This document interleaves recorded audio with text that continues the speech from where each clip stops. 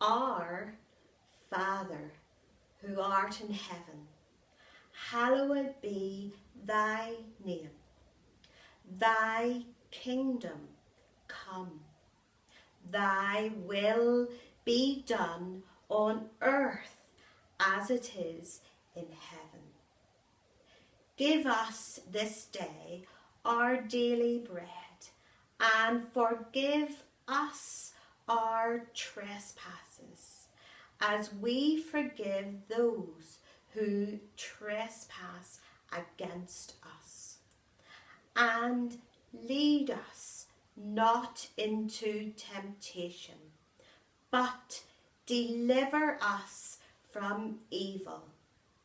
For thine is the kingdom, the power and the glory, forever and ever. Amen.